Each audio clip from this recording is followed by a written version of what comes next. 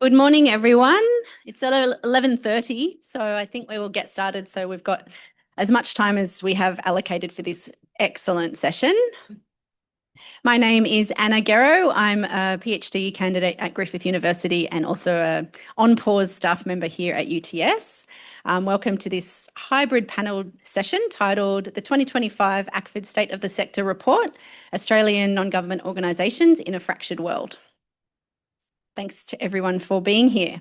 And on behalf of all of us today, I acknowledge the Gadigal people of the Eora Nation, upon whose unceded ancestral lands we all stand and sit today. I'd also like to pay respects to elders, both past and present, acknowledging them as the traditional custodians of knowledge on these lands. So before we get into our panel, I'll just introduce our wonderful panellists today. So from ACFID, which I'm sure all of you know is the Australian Council for International Development, we've got Emily Morton. Emily is ACFID's Director of Effectiveness and Engagement, and Aditri Saika, ACFID's Sector Knowledge and Insights Advisor. We also have three researchers from Monash University. We've got PhD candidate Corinda Flavel, Dr. Samantha Gunawardana, Senior Lecturer in Gender and Development, and Dr. Sarah Niner. And Sarah's an interdisciplinary researcher. So the three Monash researchers and the ACFID team have collaborated on this piece, on this report.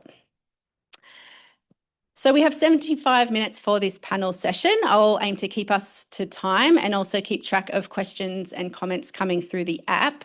I'll just direct everyone to that Wova app because that's where all questions will be directed. So that makes it an equal situation with our online hybrid participants as well. So please put your questions in the Q&A at any point through the session. And remember, you can upvote questions that you like, so that we've got a really strong collection of questions. And the panel will also ask you to put some comments, reflections in the chat as well. So the Q&A and the chat are where you need to direct your attention. So the panel will start in a moment and deliver key findings over the next 30 to 40 minutes. And then the rest of the session will have some great discussion and just talk about your questions and feedback on the findings that they'll present. So hopefully all that sounds clear. I'll pass over to Emily. Thanks. Thanks, Anna. Hi, everyone. How are you? Great. I want a small but vocal bunch this morning. Lovely to meet you all. My name is Emily, as Anna said. I'm the Director of Effectiveness and Engagement at ACFID. And it's been a real pleasure to be working with the team from Monash on the report that we're going to be sharing some of the findings with you today. I will say as well from the outset that the full report isn't finished yet. So what you're getting today is a bit of a preview of some of the key findings and data that's coming out. So I'd also like to acknowledge that we're joining on the lands of the Gadigal and Bidjigal people here in the Eora Nation and pay my respects to their elders past and present. So as Anna has already so generously outlined, this is a bit of what we're hoping to cover today. So I'm conscious that maybe not everyone in the room is familiar with ACFID and the work that we do. So I'm just going to share very briefly about ACFID and the State of the Sector report itself. And then Sarah's going to talk us through, I guess, some of the major shifts that have changed in the last few years since the first report came out. And then we're going to look in detail at some of the data as well. I'm really conscious as well that there's been a lot of discussion already this morning, lots of things to think about, and been reflecting on how we can kind of take some of the challenges or the provocations that were raised this morning as well about when we're reflecting on what we're seeing in terms of where the Australian NGO sector is heading in particular as well.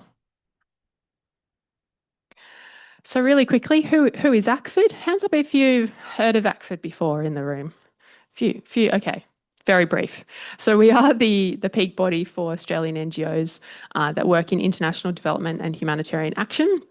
This year is our 60th anniversary. So we have been around for quite a long time. At the moment, we have around 135 different NGO members and also a bunch of affiliate members, many of which are research institutions and universities and so on. So our members are really quite diverse, as you will be aware from having a look at some of the names up there on the screen.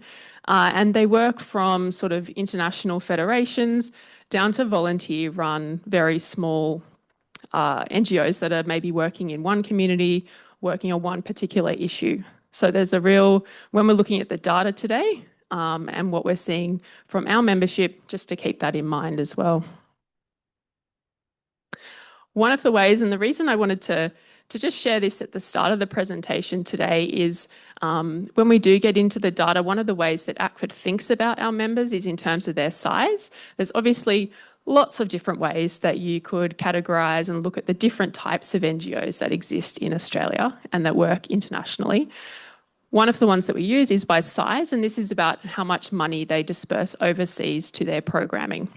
So I just wanted to share this up front so you have a sense of when we're talking about small agencies, that's less than $1 million a year that they're sending overseas. And it also includes their community education projects here in Australia as well. So while you might know a lot of the larger agencies, actually most of our membership is made up of small NGOs here in Australia. So now just to turn to the report itself. So what we're going to be presenting today, as I said, is some preliminary findings from what we've called the State of the Sector report. The first one of these was done back in 2018. And at that time, we were collaborating with ANU. So it's been really valuable for ACFID to partner with research institutions when doing this to get that expertise and the capability in for us. And what we've done this year is really build on what was done back in 2018 and adapt a few elements of it to new questions, new sets of data points that we thought might be interesting as well. So in terms of where we've actually collected the data, most of what we're going to share with you today, I guess, is fairly quantitative data, and it's based on information that ACFID's members send in as part of an annual statistical survey that we do. So that's sort of the primary source of a lot of the data that we've used. There's also obviously the ACNC, the Australian Charities Not-for-Profit Commission, some of the DFAT data, particularly around NGO programs and other sector organisations and networks. So the full report, I think, has over 100 different indicators that we're looking at, so it's quite comprehensive. So we've pulled out a few of what we think might be the most interesting today to share with you. So before we do look at some of the specific areas, this is just to give you a sense of how the report's structured or the types of questions and things we're looking at. So the purpose for us is really to understand what is the current state of the Australian NGO sector in particular. So what is it that they are doing and how do they exist as a community of NGOs? How are they engaging with the Australian community? And also then how are they participating and operating overseas and in the world? So you can see up here, these are the different characteristics that we look at in the report and how it's structured as well.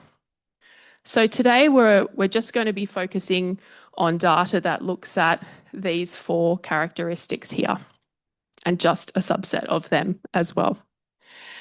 And I guess before I hand over to Sarah, I just wanted to acknowledge as well that the data from this report does come from back from 2018 to 2023. There's a lot that's changed in the sector, even in the last 6 months. And while we won't see that reflected in the actual data today, I think what's really interesting about it is that we can actually look back over the last sort of 4 or 5 years and think about and see the decisions that NGOs are making and the context that they're working in as a way to better understand where they are now, and how they're responding to the current sort of shifts and changes in the global ecosystem as well. So while it doesn't sort of paint the picture of the current state, I think it gives us a really interesting sense of where the sector's been at for a while, and maybe some of the other pressure points or opportunities that exist that we can use as we move into the next phase as well. So I'm going to hand over to Sarah now just to share a bit more about what's happened the last few years. Thank you, Emily. Sorry, I've got my notes on my computer here, so I'm going to have to keep looking around at them. So I think probably everybody is aware of the significant changes that have happened in the sector over the last, 5 or 6 years, which is the period we're looking at. So the last report was 2018. So we've been looking at data that's been collected since then until 2023. So there's that period that we're looking at and trying to explain. Obviously, since 2023 to now, there's been even more significant changes. As Eva Lawrence mentioned in the first session, that with the withdrawal of funding from the US, it's had significant disruption. So the period we're looking at, which we thought was very disrupted, is now looking better than the situation we're in now. So I'll just go through how we've sort of imagined, I've got it down here too. So the sort of internal, I split it up between internal and external. So the internal changes have been really this, and the provocation we were listening to this morning is so relevant, is that the sector, and I think with ACFID as a leader too, in the sort of localisation, the decolonisation, the localisation changes that have happened in the NGO sector. There was ACFID did produce a localisation report too about this, and undertook sort of some resolutions in this space. But what we're asking in this report, is what does decolonisation of the sector mean for the workforce and the human resources of the sector in that period I just mentioned, and what does decolonisation, localisation mean to people who work in the sector in Australia, and also local workers in the countries where the programs are carried out. Then I was thinking about the political economy of the sector, the changes that have happened within the sector. And by that, I mean sort of changes in government funding to the sector, where there have been significant changes with the change in governments especially. I mean, it's obviously the current government's promising to increase funding, but it was significantly slashed over the 2 coalition terms, which I'm sure everybody's aware of. We were still seeing in the period, in the last report and this, the demise of AusAid, the significant challenges that brought about and the loss of knowledge within the government, that sort of thing.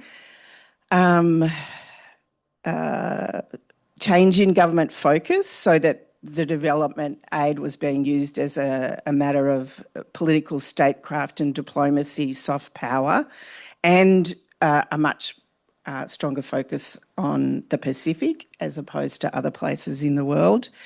And then we've also been talking a lot about competition between INGOs and NGOs and managing contractors or private corporations that have moved much more strongly into the sector in that period and the disruption that that's had. So we do want to include a discussion about that in the report. And the differences and the different things those 2 types of organisations bring to the sector, whereas NGOs will advocate, managing contractors probably won't do that. So we were thinking about the ethical dimensions of the competition between those 2 types of implementation of programs, and perhaps the corporatisation of NGOs as one of those impacts that's had on there. But I'm sure you can all think of others, and I don't want to go on too long because we've got to get through all the data yet. Corinda's waiting. And then, of course, the external impacts being this polycrisis. It's called lots of different things, but I'm going to use polycrisis. The immense percussive global impacts that have been felt due to the climate crisis, the COVID pandemic and lockdowns, and then the economic impacts of all of that. And of course, in Australia, that having a very specific sort of cost of living and housing crisis. But obviously, we're thinking more widely and globally and internationally about that, and how human development has been set back. And just the impact on the sector and human resources about working from home. And I think we're still not, I don't think anybody's gone fully back to working how it was before COVID. We've all changed. And what has that impact had on the sector too? We want to explore in the report, and funding, the effect on funding of that, the rechanneling, the removal of certain funding. And what we did discuss too was that the economic impact of COVID and the changes to funding was only having an impact later, not during COVID so much, but and it's sort of got this longer term percussive effect. The climate crisis, obviously, and how that's changing the types of aid programs, but where people work too in the sector. I might just hand over to Corinda now to just get stuck into the data. You're going to come up here, Corinda.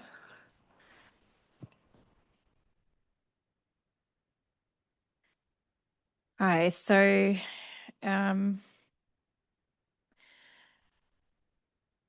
okay, so let's do a bit of a dive into the data. Today I'll talk about the geographic focus, funding and workforce of ACFID member organisations between 2017 and 2023.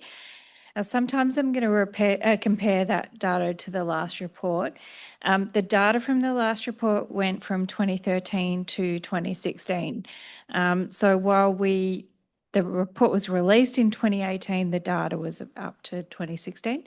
Then Aditri will take us through some baseline data on localisation. So a key takeaway from geographical data is that ACFID members work in the areas of greatest need.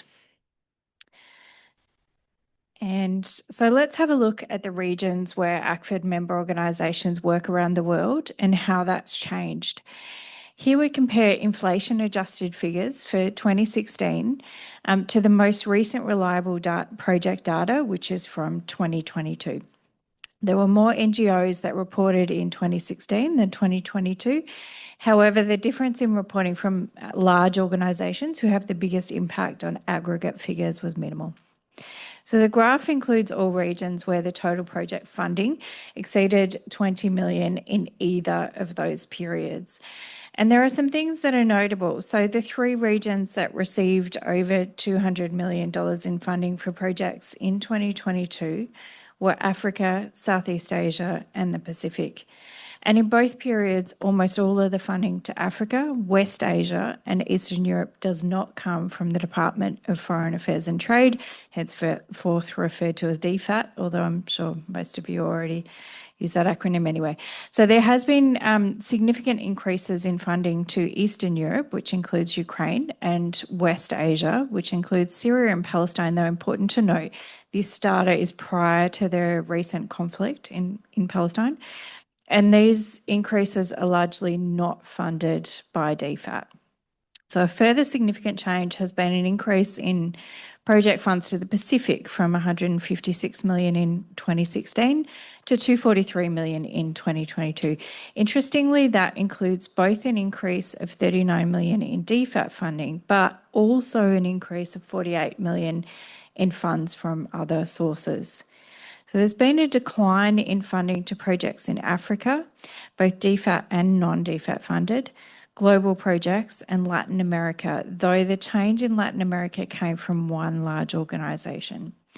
So while there are differences in the sectors funded across regions between 2016 and 2022, the funding for humanitarian projects is a significant part of the funding for most of the regions and across both of those time periods. And we'll now look at some 2022 project data, but this is, again, so it's the same project data, but this is by country rather than region. And this data excludes global projects and those in Australia. For those that aren't aware, each project can be funded by one source or multiple sources. Project funding that doesn't come from DFAT includes that from the Australian community, including corporate donations, individuals and philanthropy, gifts in kind, other and non-DFAT Australian government funding. Here we've separated all of the project funding provided by DFAT on the right-hand side of the table and non-DFAT sources on your left. Yep, okay. I was trying to work that what your left and right would be. And then looked at the proportion of that total funding going to projects in different countries. Now, the two tables show 10 countries with the highest proportion of funding in 2022.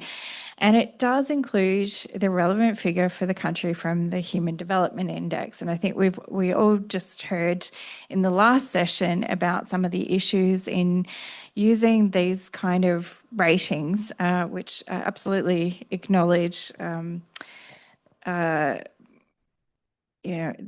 highly problematic. Now, nearly 1/4 of the project funding provided to ACFID members by DFAT went to Australia's closest neighbour, Papua New Guinea. PNG also received the highest proportion, that is 13% of non-DFAT project funding in 2022. Examining the whole list of 10 countries indicates some different priorities in project funding from DFAT and that from non-DFAT sources. So we see that 8 of the 10 countries receiving the highest proportion of DFAT funding are in Australia's region, which I've considered as Pacific or Southeast Asia, and the other 2 are in South Asia, so not too far away. But when we look at non-DFAT project funding, there's much more geographically dispersed range of countries. It includes 4 from our region, so the Pacific and Southeast Asia, but also 3 from Africa, 2 West Asia, and 1 from Eastern Europe and South Asia.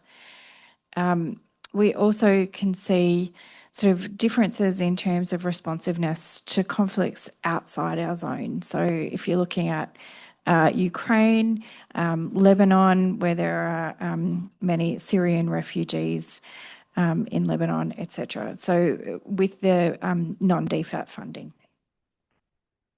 So we can see that ACFID members use funds from sources other than DFAT differently to those from DFAT. So where the money comes from is important, and we'll look at that next. So a key takeaway from the report is that the Australian community are the largest funders of ACFID members. But in this period, we saw some funding challenges emerge. So we'll look at where the money comes from. This data from 2023 is for total revenue for ACFID members, not just project funding as per the previous slides that we saw. So it's useful here to consider what was found in the previous report. So in 2016, on average, around half of NGOs' funding came from public donations, and that was for large, medium and small NGOs. In 2023, as depicted in the graph, public donations in the darkest blue on average made up 44% of large organisations' funding, so that's a slight decline. And for large organisations on average, there was also a slight decline in the proportion of funding from DFAT from the previous report in 2016. Small organisations on average had an increase in both proportion and dollar amounts in public donations. In 2023, on average, 70% of small organisations' funding came from public donations, where this was 50%, around about 50% in 2016. And that includes both individuals and corporate donors. So the report examines the number of individual and corporate donors, median and mean, that is average donation size, and aggregate donations to the sector. And from this data, we can see that individual and corporate donors to ACFID members declined to 2020 and then rebounded somewhat by 2023, but not to the levels of 2017 when the start of this data collection period. However, during this time, there has been an increase in median and average size of donation adjusted for inflation. So we're seeing less donors, larger size of donation. So how does this impact aggregate donations? Well, the ANU Development Policy Centre kindly provided data which demonstrates that aggregate community donations have not kept pace with rising inflation. So in real terms, there has been a decline by 24% from a peak in 2015 to 2023 in funds from community donations, bearing in mind that the latter part of this period had unusually high inflation, which does impact that. So what about the total funding? How is the sector faring? So again, I refer to data kindly provided by the ANU Development Policy Centre. So the graph on the left shows both nominal, shows both nominal and real total funding to all Australian aid NGOs over a 20-year period from 2003 until 2023.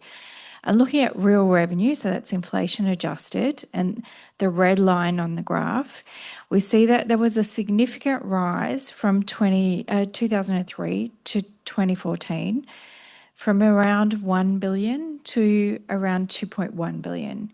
Growth then slowed, and between 2020 and 23, real revenue declined. And as I just mentioned, this is a period of high inflation, and I do repeat it because that is really important context when you're looking at that. So the second graph on the right is data from the ACFID Statistical Survey, and it includes 89 ACFID member organisations and 2 other larger NGOs. And this data, looking at inflation-adjusted total revenue between 2017 and 2023, shows the same trend. In real terms, total revenue increased from 2017 to 2020, then declined back to just below 2017 levels. This graph also demonstrates how the revenue of the 24 large organisations in the data depicted in the blue dominates the overall trends when we look at aggregate data for the sector as a whole. So you've got the medium organisations in the orange, and the green are the small organisations. There are 34 small organisations in that data compared to the 24 that are the blue. So really the impact of those large ones is really significant on aggregate data. It's also interesting to note that while the large and medium organisations followed a similar trend, the real revenue of the 34 organisations in the data that were small, the green ones, in 2017 increased from 53 million to 85 million in 2023. So that's a significant increase. We'll now move on to looking at the data about people. So a key takeaway in the section on people is that the sector is largely staffed by women employees and that volunteers play a crucial role. So the average percentage of employees that were women in ACFID member organisations in 2023 was 70%. And for small organisations, it was 77%. But this isn't the case for leadership. So the proportion of CEO, board members and heads of boards that were women were all lower than this. However, there is some really good news, and that is that it's actually a real improvement since the last report in terms of women's leadership. So in 2016, 32% of large organisations had women CEOs or directors, and this is now 44%. For medium-sized organisations, it increased from 29% to 53%. There's also been improvements in the heads of boards. In large organisations, 45% were women in 2016, and this has increased to 63% more recently. While gender quotas for boards remain low, for large organisations, they've more than doubled from 9% to 20% in 2023. When the last report was published, there was no figures on monitoring of diversity of staff in the board, including but not limited to gender. So the figures presented here, we can't look at how they've changed, but they will enable us to look at this in the future. So reliable and staffing and volunteer data is actually quite difficult to get year after year from the same organisations without a break, particularly the small ones. So instead, the report examines data from 62 organisations that reported employee numbers at 2 points in time, 2017 and 2022.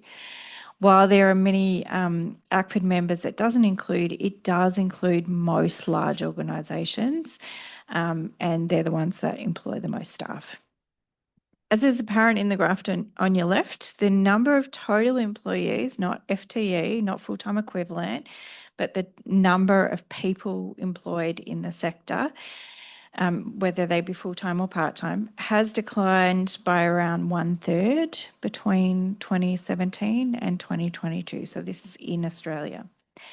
Volunteer data is actually even more challenging.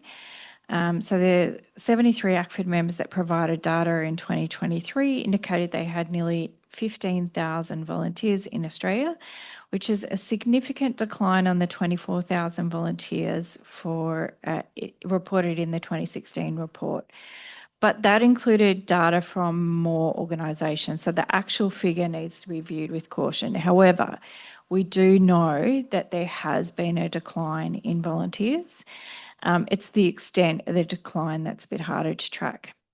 As an example, the 4 organisations with the largest number of volunteers in Australia, who accounted for well over the total number in the sector in the previous report, had a decline from nearly 14,000 in 2016 to just over 6,000 in 2023. So that's they lost more than half. In addition, of the 50 organisations that reported volunteer numbers in both 2016 and 2023, 28 saw a decline in numbers, 6 stayed about the same, and 16 increased. But really importantly, we also need to recognise that despite this decline, volunteers continue to contribute significant levels of unpaid work to the sector. So overall, it's estimated that there are more than 3 times as many volunteers as employees. And in the graph on your right, you can see that the median number of volunteers in small organisations is 19 compared to a median number of only 4 employees. So that's the community. The Australian community are both key funders of the work that ACFID members do, but they also contribute considerable amounts of volunteer labour. And I think Aditri is now going to take you through some stuff, data around localisation.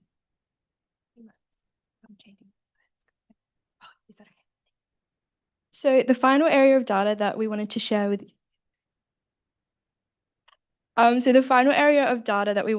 share with you today focuses on locally led action. So as many of you know, supporting locally led development has become an increasing priority for our sector in recent years. And just before I dive into the data, I wanted to quickly talk through a brief roadmap of the progress that ACFID and its members have made in this space. So over the past few years, we've seen some significant developments, including the adoption of AGM resolutions in 2020 and 2022, the establishment of communities of practice to foster learning and collaboration in this space, and more recently, updates to our code of conduct, reporting requirements to kind of explicitly incorporate locally led action. So more specific to the data space, we began to capture this shift intentionally in 2022 when we included questions on locally led development in our statistical survey for the first time. Then in last year's survey, we introduced an entire section titled Part E NGOs and Humanitarian Organisations as Valuable Partners. And so the data from this section kind of feeds into characteristic 10 of the State of the Sector report, which looks at indicators that foster development and humanitarian responses that enable sustainable change kind of in country through the empowerment of local actors and systems. So a key takeaway that we're seeing from the data is that ACFID members are demonstrating a strong commitment to building genuine partnerships, even in the face of insecurity and external challenges. So I've pulled out some of the key questions that we asked and the data that goes along with it. So as briefly mentioned, last year was the first time that we included this in our survey. So the figures that we're seeing are very much baseline figures, and they're pertaining to the financial year 22-23. Another thing to note is that in total we had around 84 member organisations respond to this section. So the first question we asked our members was, has your organisation signed on to any locally led or localisation commitments?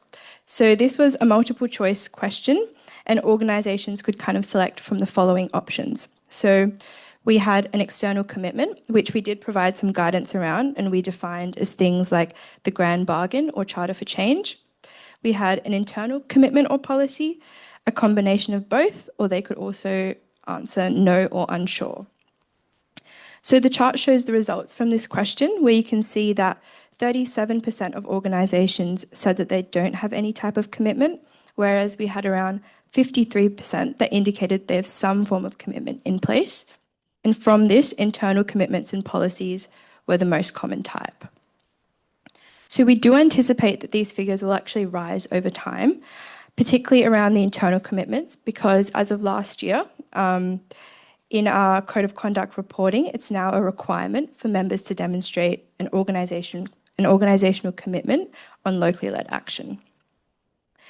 I think it's also really important to recognise that simply having or working under a commitment doesn't automatically translate into actions, but we can kind of interpret this as a signal or an indication of an organisation's intent and willingness to move towards more locally led approaches and frameworks. So the second area we explored was in relation to partnerships, specifically looking at the duration of local partnerships that our members have. So for this, we asked our members to kind of reflect on all of their development programming and to tell us what proportion of their local partnerships fell into different length of time categories. So we also provided guidance saying that this could be financial or non-financial partnerships. So the graph can be a little bit hard to read, but the legend shows the different length of time categories that we had as options. And the y-axis shows the accumulated percentage of those partnerships from the organisations that responded. So the results show quite a bit of variation, but I think it's really interesting to note that on average, we had around 27% of all reported partnerships that fell between the 10 and 20-year category, which is the orange bar. So while this doesn't tell us about the nature or quality of those partnerships, it does signal a sustained commitment to working together over the long term and kind of emerges as a really interesting area for further exploration. So for the next two graphs, we wanted to kind of understand the investments that our members are making in terms of staff time and also towards locally led funding of international programs. So for this first one, we specifically asked, of the percentage of internal staff time spent on international programs, how much of this is directed to capability building and institutional strengthening that is partner-led and responsive to the needs and priorities of local actors? So through this framing, we're kind of hoping to move away from donor-driven activities and understand more specifically about the programs that are partner-led and grounded in local priorities. So notably from this graph, we had around 94% of organisations that reported dedicating time specifically to these activities. And we also had 79% of these organisations said that they spend more than 10% of their staff time on this. So the second question that we had follows a really similar structure, but instead of looking at staff capacity, this kind of looks at the percentage of funding flow. So as you can see, it's quite widespread in terms of how much organisations are investing in this area. So the largest group that we had, which was around 23 organisations, allocated up to 10% of their funds to capability building. We had around 19 say that they allocated between 10 and 20%, and at the same time we had organisations on either end saying that they either reported 0%, and we had around 14 say that more than 60% of their funds are going towards this. So from these two graphs, it's clear that many ACFID members are already dedicating either staff time or funding in a way that is led by local partners. So overall, the insights shared in this section offer a very valuable early snapshot, but it's important to note that at this stage, the figures represent baseline data, and I think that their true value will probably emerge as we continue to build and compare trends over time. So this concludes the section of the presentation where we talk through some of the data in the report. And I'll now hand back over to Emily, who will talk about some of the more recent developments in the sector and looking ahead to what this might mean for NGOs. Thanks, Aditri. I'll grab that. So we've just sort of slammed you with a whole lot of data points and lots to think about. And I think you could probably spend quite a lot of time on any one of those and dive into it in a lot more detail and unpack sort of what it might mean for the sector. And I hope that in some of the questions and discussions after this that we have a bit of time to do that and to get your opinions and reflections on that as well. But what we wanted to do was just to acknowledge, I guess, what has been happening in the sector in the last sort of 6 months and to think about, again, how that might provide new opportunities amidst disruption or also potentially change some of the trends that we are seeing in areas that we do want to work in terms of like locally led action and so on. So this is just a quick snapshot. ACFID has been doing quite a lot of research and surveys of our members to better understand some of the impacts of the US stop work order earlier this year, but also more broadly some of the changes to global ODA. So as you can see here, it's not just the US that's looking at cutting ODA. There are many other countries as well. And at the moment, the prediction is that there'll be a decrease of 25 to 50% by 2027. Another thing, I guess we talked a bit this morning, and in some of the data, the difference between humanitarian and development, funding in particular, and just to point out that the US was the largest donor in terms of humanitarian assistance. So on top of that, funding to multilats. So I guess the reason we're sharing this here is the data we've looked at is NGOs, but as you all know, they're existing within a much broader system. And so what we're seeing in terms of some of the impacts and trends from the last sort of 5 to 6 years, thinking through, okay, what are these global changes going to mean for the Australian NGO sector and of course their partners and communities as well. So as I said, ACFID did a survey earlier this year of some of the impacts on both our members and their overseas partners. You can find the full report up on our website. These are just some of the emerging themes, and I don't think they'll be of surprise to anyone in this room. But clearly there have been some really difficult and negative impacts on local communities that have been seeing some of their programs removed without any warning, and also, I guess, a loss of that relationship, that trust as well, I think, in terms of the long-term impacts as well. A lot of ACFID members' local partner organisations have been directly impacted, either through losing funding or in many cases US funding was supporting their core functions as well, which leads to challenges then in delivering programs that they were already planning to do. And of course impacts on Australian NGOs as well. So I wanted to just finish with, I guess, from ACFID's perspective, we held a CEO summit a few weeks ago now just to kind of bring the sector together in Australia and to think through from our leaders' point of view, what are some of the kind of key issues that are on their mind? What are they thinking about? What's important to them at the moment? And I wanted to share this as, I guess, a forward-looking amidst all the transition and chaos that has happened this year. So you might not be surprised, but operations and sustainability, what does it actually mean to be operating an effective organisation at the moment? What is the role of Australian NGOs? And I guess, you know, there's a lot of challenges out there. What kind of role do they play in terms of service delivery? How do you relate to your partners? Do we need to really shift the whole model of aid, as we were talking about this morning? And if so, where do NGOs still fit in that? Do they have a space? What is their role? One of the other big things, and I guess Corinda mentioned in the data as well just how strongly supported NGOs are by the Australian public. And this is really an area that our members are thinking about. How do we continue to build that engagement with our supporters? How do we mobilise support from the Australian community as well? AI, digital technology, it hasn't come up yet, but it's certainly something that we're seeing transforming the way organisations are working, but also what's the potential there in the sector. And maybe if we do a state of the sector report in another 6 years, will we be talking about AI and digital tech? But also, what are the risks there? You know, we already know about the digital divide. What does that actually mean for our work overseas? And when we're thinking about how we're supporting local communities. So there's some further disruption there. New partnerships, philanthropy, private sector, government, you know, there's all sorts of different players in the broader aid ecosystem. What are those opportunities for partnerships? Research was actually something that's come up a lot. How can NGOs better partner with research institutes? Where are those opportunities? So that's something to think about for those of you involved in that. And lastly, this idea of systems reform.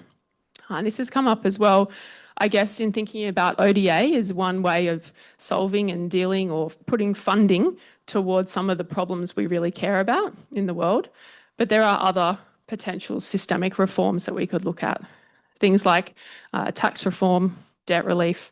Where are those other opportunities that we could tap into, advocate for as a sector in order to help try and achieve what we're hoping for in terms of reducing poverty and inequality in the world? So that's just to give you a sense, I guess, of where the NGOs are coming from at the moment, at least in terms of what we're hearing as ACFID. So I think we've reached the end. I'm going to hand over to Samantha, just to sort of move us into a bit of a discussion period.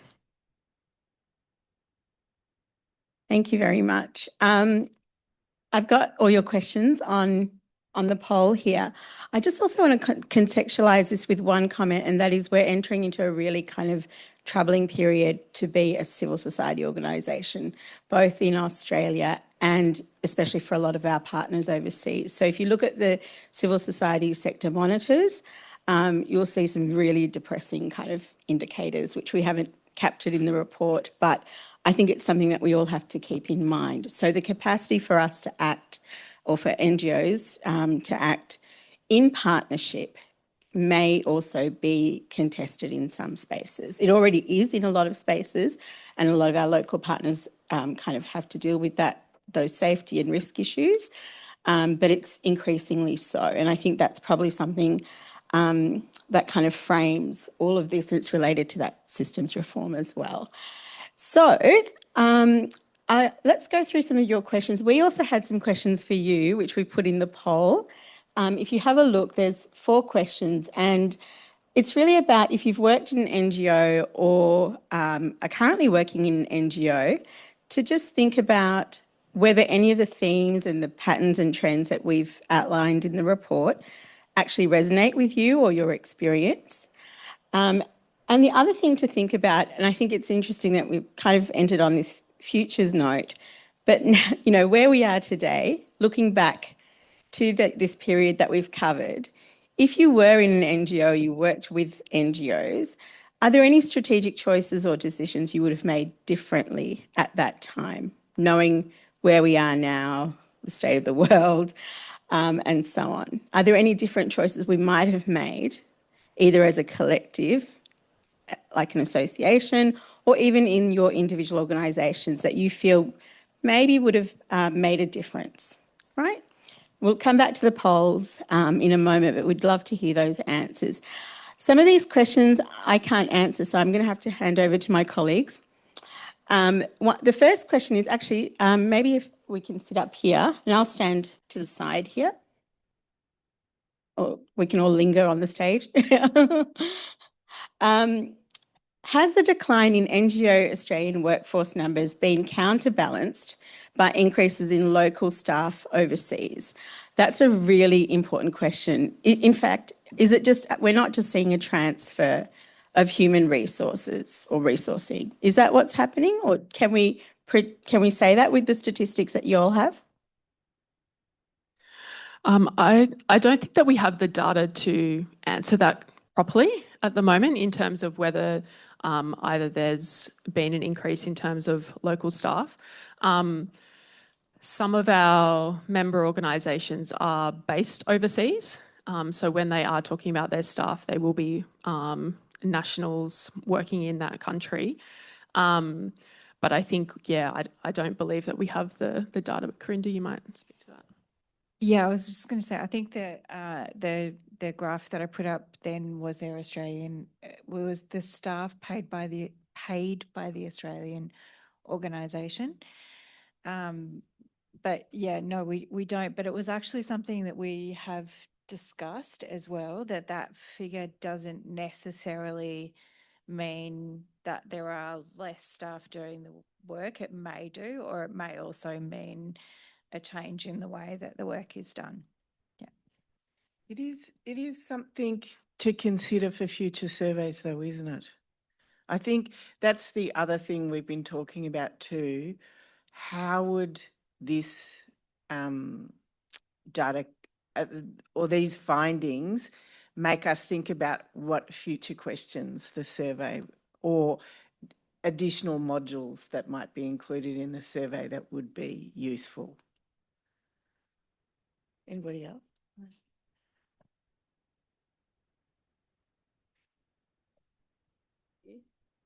We've got quite a few kind of technical questions around the survey itself.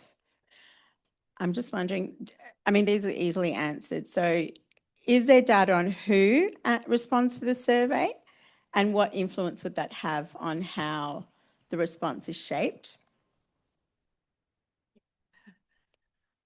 Again, a great question. So we request one response per agency. However, you can have multiple people providing input to that one response.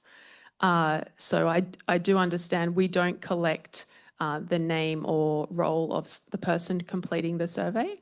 And depending on the organisation, they might divvy out different parts of it. So I think that's something to take into account, particularly in terms of, within a larger organisation, they might not be aware of all of the things.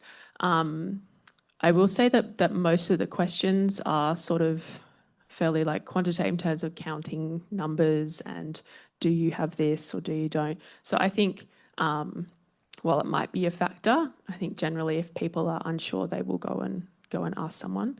Although noting, in terms of locally led commitments, there's still a bit of uncertainty from a few agencies. Yeah. I'll ask these next two questions together. So seeing a decline both in community donations and number of volunteers, do you have theories on the reasons behind this trend and implications for engaging the Australian public? Is it because of the cost of living crisis? And the other question is about donations as well. Do you have any more details on public donations, who's making the donations, and whether there have been changes in the cohort? That's actually what you've been looking at, isn't it? Who wants to answer? The data for this particular survey separates the corporate donors and the community, the individual donors from the community. So we have been looking at that. And there seems to be a decline in number of both.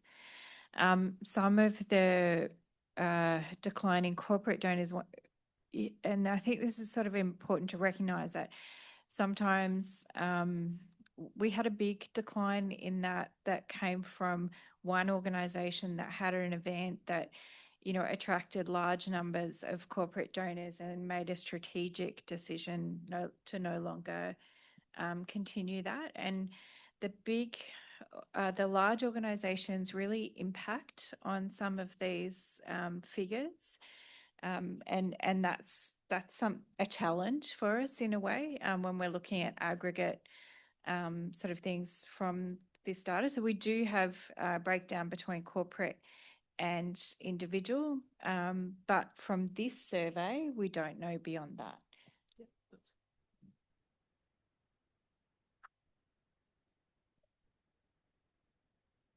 It's weird when I'm reading and you're all in the room Sorry, I'm sorry, I'm not even looking at you. I'm just like, apologies for the poor eye contact. There's a few questions around localisation. I think that also has come up in the polls. So let me ask, I'll go to the polls and shape the question from that, reflecting on some of the questions as well. So there was a question around,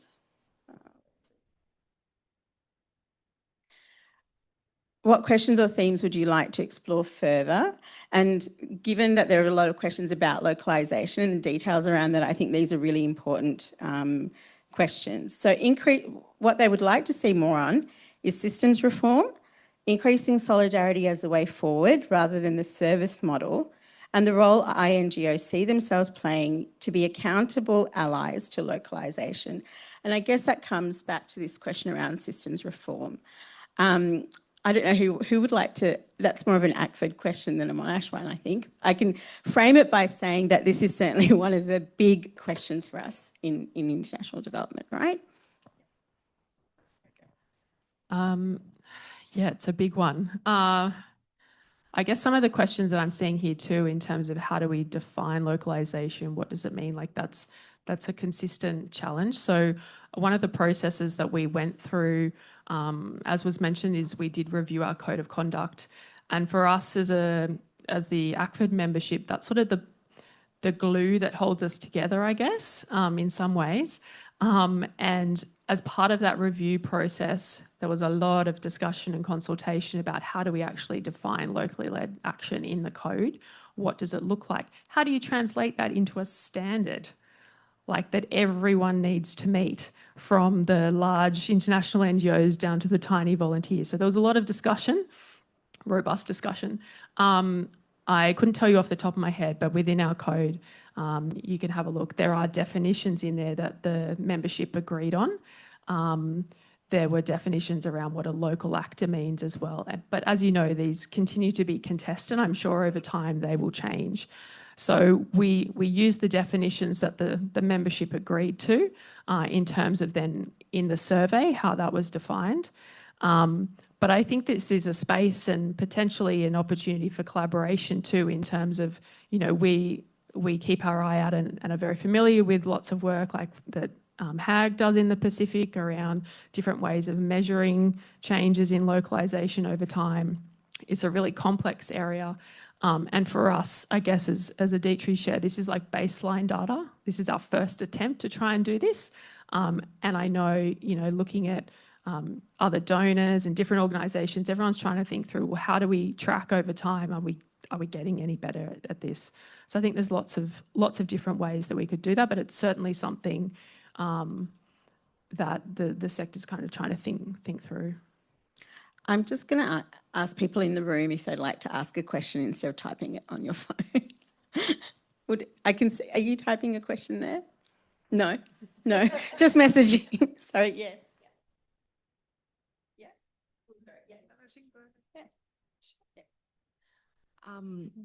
Thank you.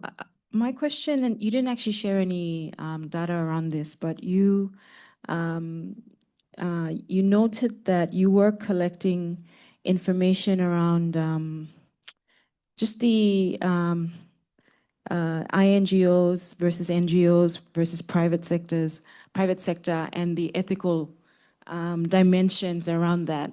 And I'm just wondering if you're able to share any insights from that, from any data that might have been collected there.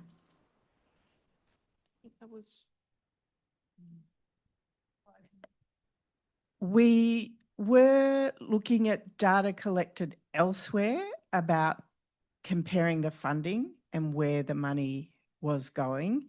And I think with the increase in the private contractor kind of market, I guess, and those two coalition governments giving privatising aid, I think is the term, I think we did see a lot more. And then because the contracts got bigger and those big transnational corporations joined that sector, that we saw a lot more funding going to them. Whether that will be changed in any way by our current government, but globally, I think the trend is towards that sort of privatisation of aid and using aid as a tool of government as a global trend. What will happen in Australia, you know, we're not sure under this government. There's promises to increase that, and perhaps we have included some statements, I think, from current government about the importance of NGOs as ethical actors in the sector and wanting to support them. So we would hope that happens. But yeah, we haven't got data in the survey itself, but we were looking at other context-setting data we could include in the report. Yeah. Did you want to? I was just going to say, from DFAT, the government budget's 2.9% of their aid budget goes to NGOs. 2.9%. There's some, DFAT's got a great new transparency portal where there's a lot of information available up there. Also ANU DevPol Centre, if you're looking for some of their data, they do great work kind of looking at the overall ODA budget. It's not something that we've looked at in this report in terms of any of their other, like just different ways of working and things like that. But yeah. The other interesting thing that we were talking about is the circulation of people within and across the private contractors, NGOs, government, maybe not so much government, but definitely where do people in Australia find jobs? That's the question. Just following up from, I guess, before, and maybe also linking to the first panel, how much have you thought on basically really zooming in on this localization commitment, right? Which, you know, I feel right now is being linked to aid cuts, which is probably the wrong way to look at it because it doesn't like change power. That really is then only about money and subcontracting. And I've done a bit of work with that in Afghanistan where it's a big question, but there's a whole political obstacle to that. So, and what struck me, and that's what I want to ask whether ACFID had thought about, is that I find very few NGOs, international organizations, that actually can articulate really, really well what their role would be. And I think it was Jackie who said that morning that allyship is one of the roles. I think Peace Direct actually has put something out on that one, but I still find that this competition, unspoken sense that there's still this competition, you know, because obviously it's bread and butter for a lot of us employed in the aid sector, you know, if you're not local. Although I guess like in Australia that you would be local if to a degree.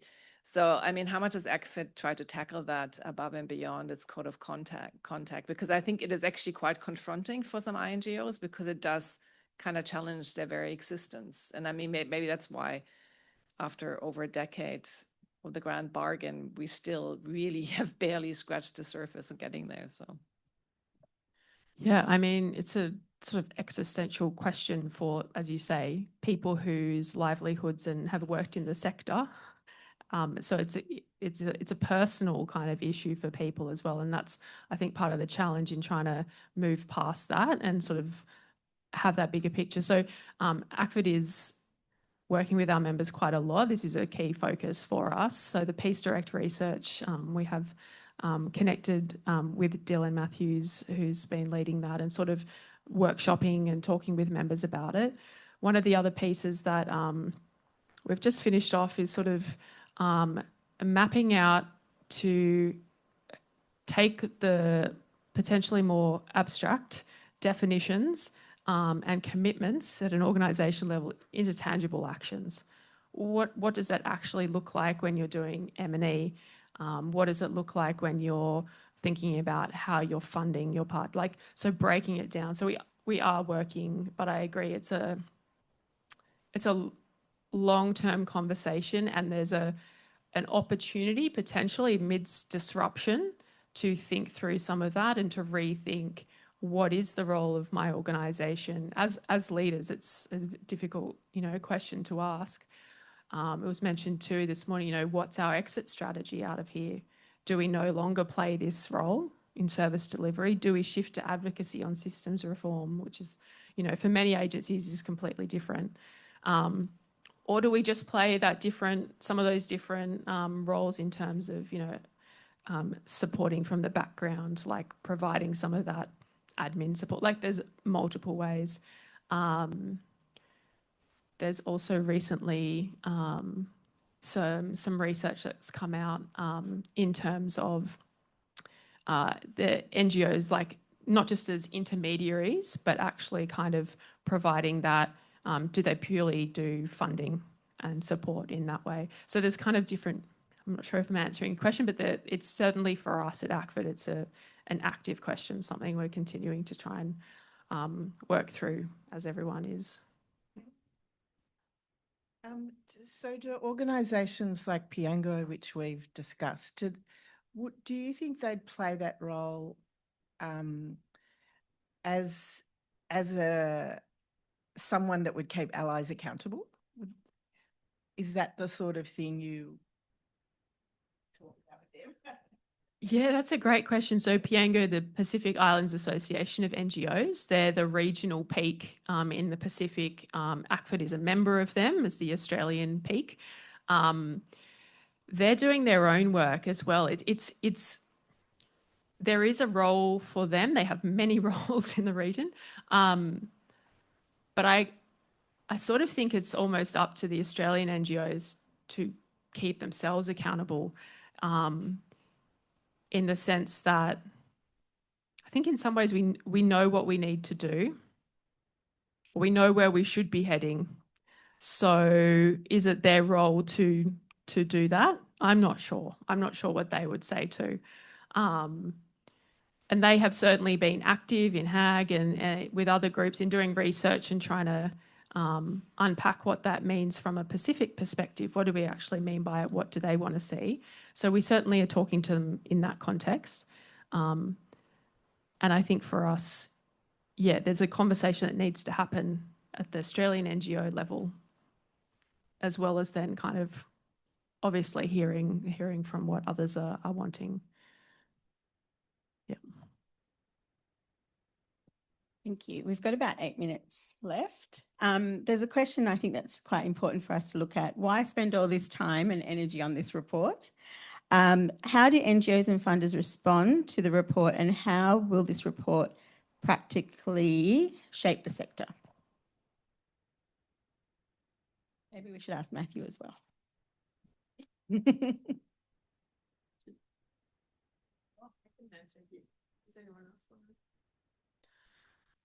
I can share from ACFID's perspective.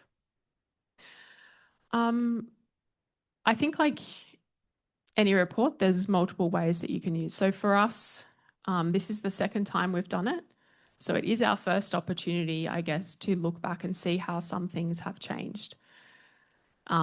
There's a lot, I will say there's a lot in there. So for us, in terms of how we take some of it forward, some of the key themes in terms of, it helps us understand just from a purely data perspective where the sector's at in Australia at the moment. The ACNC has great data, there's other things out there, but for the international development sector in Australia, what is the current state of affairs? So I think it helps explain then some of, from ACFID's point of view, some of the challenges, the stresses that our members are facing, and therefore how to kind of move forward from that. Issues around locally led action. You know, in my mind, this report is not going to solve anything, but it does, again, give us a starting point in terms of trying to understand, at least as a collective, what our members are trying to do, where they think they are at the moment. I think that's an area that we can build on, and certainly the data that comes out from that section will be really useful for the work that ACFID does going forward. But there's other... Did you guys want to respond in terms of Monash or broader sector? Really quickly, I'm just trying to remember that little saying that talked when there was a lot of advocacy, and still is, around gender data that shows gender dimensions, and it's if you can't count it, it doesn't count. So I think you do need to count things and to see what's going on, to understand, to create knowledge and make decisions about where you want to put your energy and resources and time. Did you want to say anything, Aditya? Because I know you administer the survey. No. Okay. One other thing I'd say is I hope that it is a conversation starter as well. That some of those questions that are being raised here around, well, what does this mean? How do we do that? What do we take from this? I think that, unless sometimes you kind of stop and think through, well, what is the state of play for Australian NGOs? It can help you then think through the questions that you might need to be asking yourself into the future as well. So I hope there would be a conversation starter. Maybe there are other opportunities for research as well, or collaboration on certain parts of the data to better understand what's happening, or also to try and push ourselves to think through how we frame it. I think one thing that was really surprising to me was how little NGOs receive in terms of the government funding. I think we all were aware, but when you see the trends, because NGOs are often held up as the bad guys of development in some respects, right? Or perpetuating some of the issues, or maybe a better way to put it is not that they are the bad guys of development, but the accountability standards compared to maybe the contractors, right, as a private business entity, may not necessarily be held up in public in the same way that NGOs. If you're Oxfams or, I don't know, World Vision or whatever it is embroiled in a scandal, it will be global news. But if the same kind of levels of sexual, I don't know, misconduct happen in a private organisation, it's not usually shared. So, and that's a very extreme example, but we all know that what happens in NGOs makes the news when they do the wrong thing. So I think for me, that's what was so surprising when I looked at the actual data to see how obvious the split was and how much public support as well that NGOs are getting from the public. And there was a question about, is there a difference in how the public donates to other charities versus NGOs? Was that, can we just end on that note? Was there any data on that, Corinda, when you looked at the... No, we don't have that data in this report, but I also noticed there was a question about, there was a question that I think I would like to kind of put out to you guys as well that was really on here. And it was actually around, we're seeing lower volunteer numbers, we're seeing there's issues around a decline in donors, and there was a question on this that kind of said, well, what does that mean for us and for the Australian community? And I think actually that's one I'd put to you guys, that doesn't come from this data, but this data tells us that. So, yeah.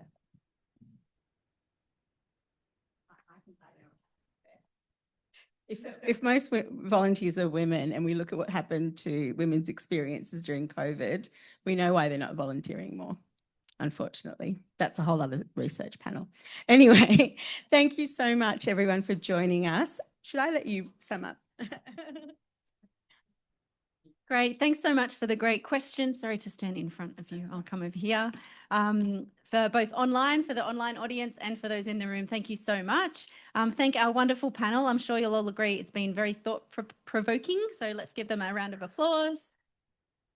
And as Sarah and Emily have both said, I think it really helps to provide an evidence base upon which ACFID can make decisions going forward to continue to serve its members. So I think it's a really valuable piece, and look forward to the so what's that come out of it, as we've been talking about today. I encourage you to continue to network and chat to the people as you leave the room. You might like to exchange details on the app and send each other a message, or send the great panelists a message if you've got follow-up questions. This is all about connecting, so please go forth and continue to connect. Thanks, everyone. Have a good lunch.